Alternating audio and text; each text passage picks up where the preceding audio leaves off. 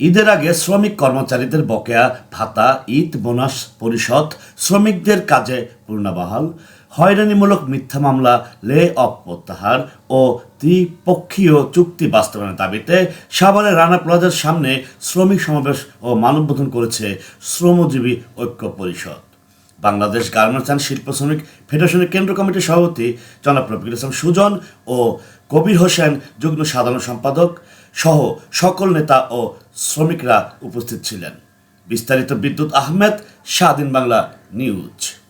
মিথ্যা মামলা প্রত্যাহার, বকেয়া বেতন ভাতা পরিশোধ। আপনারা জানেন এই ঈদের সময় বিভিন্ন ফ্যাক্টরিতে মালিক পক্ষ দল বহনা করে সামনে অবস্থান করবেন। সংগ্রামী সাথী বন্ধুগণ, এখন বক্তব্য রানা প্লাজার সামনে আমরা শ্রমজীবী ঐক্য পরিষদের উদ্যোগে আজকে প্রায় 12ই রমজান শেষের দিকে আমরা শ্রমজীবী ঐক্য পরিষদের পক্ষ থেকে গার্মেন্টস শ্রমিক সহ সকল শ্রমিকদের 20 রমজানের মধ্যে ঈদ বোনাস এবং ফেব্রুয়ারি মাসের বেতন, মার্চ মাসের হাফ বেতনের একটা সিদ্ধান্ত, একই সাথে আমাদের ঈদের ছুটি কবে হবে এগুলার একটা সিদ্ধান্ত সরকার এবং বিজিএম এর কাছে চাই। একই সাথে আপনারা জেনে অবাক হবেন, বেশ কিছু ফ্যাক্টরি, শুধু সাভার জুনেই 9টা ফ্যাক্টরি বিভিন্ন সময় শ্রমিকদের বকেয়া বেতন ভাতা দিবে বলে চুক্তি করার পরেও একের পর এক প্রায় 1 বছরও পার হয়েছে, এমনও ফ্যাক্টরি আছে চুক্তি করছে এখনো শ্রমিকদের বকেয়া বেতন ভাতা পরিশোধ করে নাই। আমরা আজকের এই মানববন্ধন থেকে বিজিএম এবং সরকারের কাছে দাবি জানাবো, ত্রিপক্ষীয় চুক্তিকৃত ফ্যাক্টরিগুলার আইনগত যে পাওনাদি অবশ্যই 20 রমজানের আগেই পরিশোধ করতে হবে। একই সাথে আপনারা জেনে অবাক হবেন, আজিম গ্রুপ, প্রাইড গ্রুপ সহ বেশ কিছু ফ্যাক্টরি লে অফ করে রাখা হয়েছে। এই লে অফ মানে শ্রমিকরা অনিশ্চিত অবস্থায় জীবনযাপন করা। এই অনিশ্চিত জীবনযাপন থেকে বেরিয়ে এসে হয়তো ফ্যাক্টরি চালু করে শ্রমিকদের চাকরিতে পূর্ণ বহাল করবে, অন্যথায় শ্রমিকদের আইনগত পাওনা দিবে, এই শ্রমিকরা অন্য জায়গায় চাকরি নিবে অথবা তারা তাদের দেশের বাড়িতে চলে যাবে। এইখানে এই লে অফের বদনামে যে পায়তারা, সেই পায়তারা বন্ধ করার জন্য আমরা সরকারের দপ্তরকে আহ্বান জানাবো।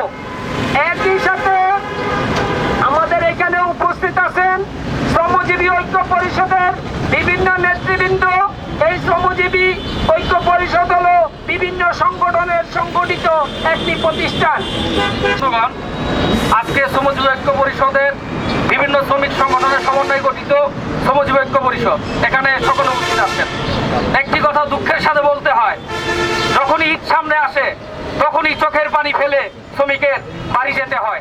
হয়রানি করা হচ্ছে। আপনারা জানেন কিছুদিন আগে বেলকুচিতে মিথ্যা মামলা দিয়ে শ্রমিকদের হয়রানি করছে। সজীব নামে একটা ছেলে দিশা না পেয়ে, চাকরি না পেয়ে, টাকা পয়সা না পেয়ে, ঘর ভাড়া না দিতে গলায় ফাঁস দিয়ে আত্মহত্যা করেছে। সংগ্রামী বন্ধুরা, এর আমরা তীব্র নিন্দা জানাই এবং অবিলম্বে ওই মালিককে হুঁশিয়ারি দিতে চাই, 20 রমজানের মধ্যে সকল বকেয়া ভাতা, ঈদের বোনাস, 15 দিনের বেতন এবং বাৎসরিক ছুটির টাকা শুধু পরিশোধ করতে হবে। সংগ্রামী বন্ধুরা, এবং আপনারা জানেন আমাদের এই ডান পাশে আজিম গ্রুপের শ্রমিক নিয়ে বিভিন্ন তালবাহানা চলছে। মালিকে বহিরাগত লোক দিয়ে শ্রমজীবী মানুষদের অধিকারের কথা যা বলার ছিল বলেছে কি বাংলাদেশ স্বাধীন বাংলা নিউজ প্রত্যন্ত অঞ্চলে এবং শ্রমিক সহ বাংলাদেশের যে কোনো জায়গার যে কোনো সমস্যার কথা তুলে ধরে। আজকে এই বাংলাদেশ গার্মেন্টস শিল্প ফেডারেশন সহ এখানে যে সমস্ত শ্রমিক অঙ্গ সংগঠনের নেতা কর্মীরা উপস্থিত হয়েছে, তাদের দাবি একটাই, বেতন ভাতার দাবিতে অনেক শ্রমিকরা শহীদ হয়েছে। সেই শহীদের যে কথাগুলো, সেই কথাগুলো জমে আছে। আর জমে থাকার কারণে স্বাধীনতার পর থেকে অদ্যবধি যে কোনো সরকার, যে সরকারে এসেছে, ভাগ্যের পরিবর্তন করেনি। সুইস ব্যাংকে টাকা, বিদেশে টাকা বাংলাদেশের এই দরিদ্রতম রাষ্ট্র হিসেবে তাদের হস্তক্ষেপে করে রেখেছে। আজ এই জাতি, যে জাতি শ্রমিকরা রেমিটেন্স এনে বাংলাদেশের শিল্পকে, মানুষ অর্থনীতিকে সচল করেছে, তাদের বেতন ভাতার দাবিতে প্রাণ দিতে হয়, তাদের বেতন ভাতার দাবিতে রাজপথে সংগ্রাম করতে হয়। এর থেকে পরিত্রাণ পেতে চায় শ্রমিক ও জনসাধারণ। চাঁদাবাজি বন্ধ হোক, বাংলাদেশ সোনার বাংলায় পরিণত হোক, এই আশা ব্যক্ত করেছেন এখানকার শ্রমিক নেতৃবৃন্দ, নেতা কর্মীরা।